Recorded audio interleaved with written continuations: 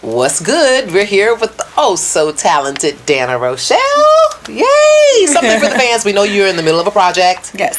But you still wanted to give the fans something, and I'm assuming that for a lot of artists, they're in the middle of a project because of COVID-19. Things are slowed down a little bit, but you're still in the creative process, right? Yeah, it's best time. Yeah, best nothing time to really write. Okay, well, there is nothing else to do except for keep your fans really current on what you have going on. But I want to kind of start in the past and bring everybody current. So we're going to talk about some of your past material and the writing, because not only are you a singer, you're a singer-songwriter. So you write all your own stuff? I do. Okay. I don't really look at it like that. It's a whole project to me. Right. Okay, so where do the lyrics in your projects come from? I think just life. Like, you get a beat, you get a feeling, and then you just, whatever you're kind of going through. I don't think I could write for anybody else but my own self. Yeah. Right, because you've been through so much. Some of the things that you talk about in your music, I'll refer to your album titled Survivor. I think everybody, just by looking at the cover of it with the domestic violence symbol on it, I think we can all pretty much assume what the song is about. But I want you to really dig into why you wrote what you wrote and why it was important to write what you wrote. Well, I didn't even know I was a survivor. Like, interesting. To me, it was just I was married. This is how it was supposed to be, and yeah, it was just part of my religion. Part of this is who God gave me, and this is what I'm just gonna have to deal with forever. And there was a lot of ups and a lot of downs. It's hard to figure out. Like my counselor was actually the one who was like, "You're in an abusive relationship." I wouldn't have even figured that out on my own. That you were in an abusive relationship. So how do you go from not knowing you're in an abusive relationship to writing a song about being abused and then recording a song about being abused to having a video showing the world that you were in a domestically violent relationship? There's actually like a clip in that video that I actually told the videographer, I was like, I need you to push me. And I need you to push me hard. Because I was pregnant. Physically push you. Like physically push me. And I was pregnant at the time that actually happened.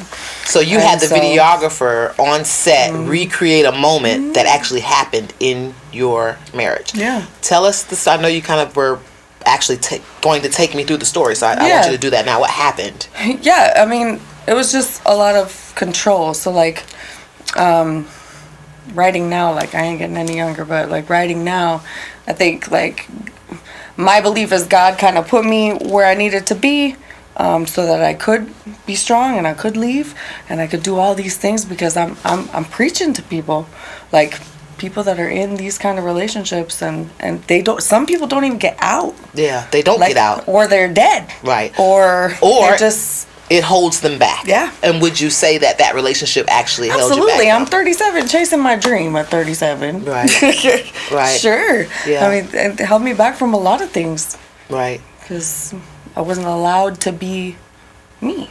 You weren't allowed to pursue music. You weren't allowed. And so, yeah, I'm sure you would say, even though it sounds cliche, it's just never too late to actually pursue your dream. Yeah, and I'm not doing this for anybody else. I got to do it for me. Right. Well, it seems like a really personal journey. Super. So why would you say it was important to really share a part of that journey with your fans and the world, so to speak? I think when you're in a domestic violence relationship, you do a lot of being quiet. And so it's really cool to be able to talk about it. And what's even cooler is when you start talking about it, like how many people you actually touch, and you'd be surprised like how many domestic violence relationships there are out there that people don't even know. Like you don't know what goes, when they say that, you don't know what goes on behind closed doors. Like that is a real thing.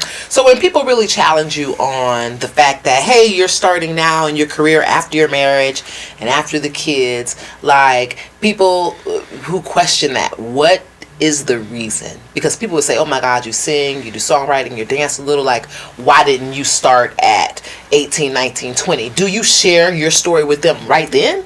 Yeah. because you only have one life. I think ultimately for me, that was the decision that I made. Like the last time that he put hands on me, I was like, okay, we're going to counseling. And then he put hands on me again, and I'm like, that's it. Like the whole point is like, we have one life. Like you have one life. How do you want to live it? Do you want to live it like doing all the things that you ever wanted to do? Do you want to live it in a shitty ass marriage? Right. Or do you want to, chase your king and chase your dream and be you, right, and have somebody next to you that like loves you for you? Right. And that's another thing that comes off too about you, is you being all about you, the way you look, the way you dress. Like, how important or how difficult has it been to have the realness in your sense of mind translate to the physical realness? I mean, I'm not your typical, beginning artist. I'm older.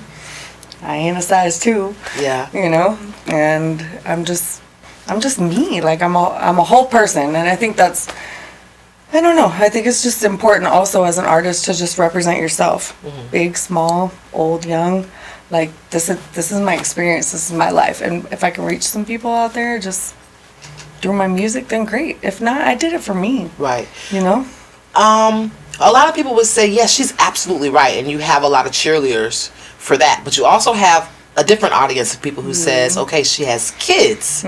So when we look through your content, if a new fan is looking through your content, not everybody, but there's going to be a couple of people that are like, okay, well, she speaks about how real she is. She speaks about how old she is and this and that. So why does she think it's okay to put forth some of the images or do some of the music that you do? Besides, let's forget about the music. Let's talk about the images. I'm grown. Okay. Like I'm a whole woman right now. Like I'm not 18, 19, 20 years old trying to be grown. Like I have life experience, like real raw life experience that grown people hopefully will be able to relate to. Okay, so when your kids ask the question or they run across a video or TikTok, just don't watch it.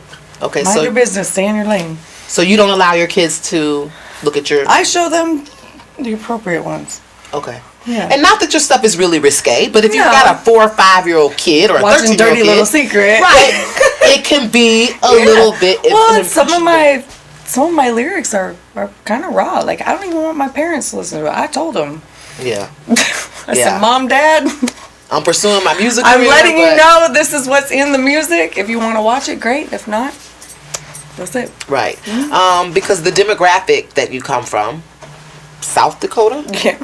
Is where you're from, so the demographic is really different. So people who already know Danna Rochelle, someone like your ex-husbands or your kid or your ex-husband's family, like your in-laws, the family, if they saw maybe a video with you and Lil Flip, you know what I'm saying? Like, what would their first reaction be about this girl that they had a part of their lives or they've known all their lives that's from South Dakota?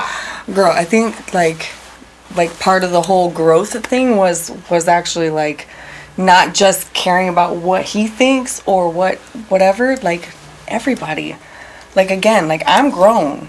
Like I've got aunts, uncles, they're everywhere. Right. But I just don't care anymore. Right. It's my life. Right. And it seems like, and if they love me, they're family, right? Right. So if they love me, love me for the whole me. The whole thing.